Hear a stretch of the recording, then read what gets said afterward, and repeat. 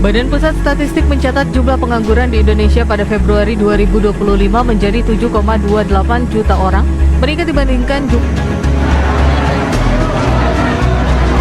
Ada yang merasa cari kerja makin sulit belakangan ini.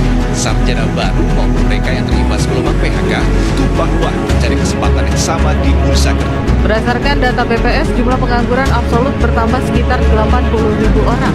Penyebabnya. Halo teman-teman, perkenalkan nama saya Muhammad Raffi Ferdinand. Saya di sini ingin mempresentasikan atau menjelaskan topik 1, yaitu autonomasi dan dampaknya kepada tenaga kerja di kita. Topik nomor 1 yang bersama, apakah automasi dalam sektor industri dan manufaktur lebih banyak memberikan manfaat atau justru menyebabkan dampak negatif kepada masyarakat? Menurut saya, automasi dalam sektor industri dan manufaktur memiliki dua sisi.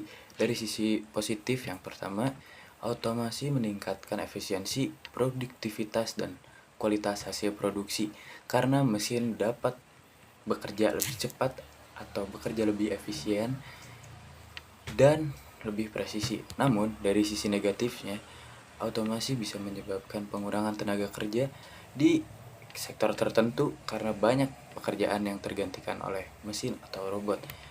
Nah, dari situ kita harus pintar-pintar memilih tenaga kerja agar kita tidak terjadi pengangguran massa yang begitu hebat. Nah, selanjutnya di sini ada mengatasi masalah akibat automasi pemerintah. Yang seharusnya peran pemerintah dilakukan, yang pertama adalah memperbarui kurikulum ataupun merubah kurikulum pendidikan termasuk SMK agar bisa lebih fokus pada keahlian yang lebih relevan di masa depan. Contohnya seperti berpikir kritis, kreativitas, dan literasi digital ataupun coding. Yang kedua adalah menyediakan pelatihan reskilling ataupun upskilling, memberikan sekolah kilat bagi para pekerja agar bisa memiliki keahlian baru ataupun beralih profesi atau meningkatkan keahlian yang sudah dimiliki agar tetap masih relevan di zaman sekarang. Selanjutnya, memberikan jaring pengaman. Contohnya seperti menyediakan bantuan finansial seperti BLT ataupun kartu prakerja bagi mereka yang terdampak PHK ataupun masa transisi mencari kerja atau mengikuti pelatihan kerja. Seperti itu. Halo teman-teman, perkenalkan nama aku Muhammad Jahid Gifari. Aku adalah rekan satu tim dari saudara Raffi yang membahas tema tentang automasi dalam sektor industri dan manufaktur. Saya akan menjelaskan tentang masalah dan kompleksitas otomasi industri. Tantangan ini berada di jantung perubahan industri 4.0. McKinsey Global Institute menemukan bahwa dunia industri yang berbasis pada penggunaan otomasi mesin dan robotika paling banyak terkena dampaknya karena mempengaruhi sektor ketenaga kerjaan. Di sisi lain, otomasi dan digitalisasi juga meningkatkan efisiensi kerja.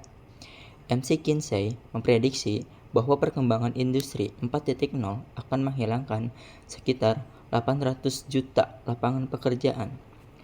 Transisi dari tenaga kerja manual ke sistem robotik dalam upaya global merupakan tantangan sekaligus ancaman bagi semua negara, terutama di Indonesia, karena permasalahannya adalah jumlah tenaga kerja yang sudah banyak, akan tetapi lapangan pekerjaannya tidak ada. Lalu, apa sih peran perusahaan dalam kondisi seperti ini? Yang pertama adalah peran strategis, yaitu argumentasi bukan hanya penggantian. Dan yang kedua adalah peran edukasi, yaitu investasi pada reskilling dan upskilling. Yang ketiga adalah peran sosial, yaitu transisi yang bertanggung jawab. Yang keempat adalah peran ekonomi, yaitu menciptakan lapangan kerja baru. Dan yang kelima adalah peran kolaboratif atau menjabati kesenjangan keterampilan. Sekian materi yang dapat saya sampaikan bersama teman saya.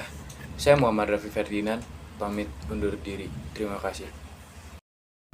Mungkin ini saja yang dapat saya sampaikan berserta teman saya.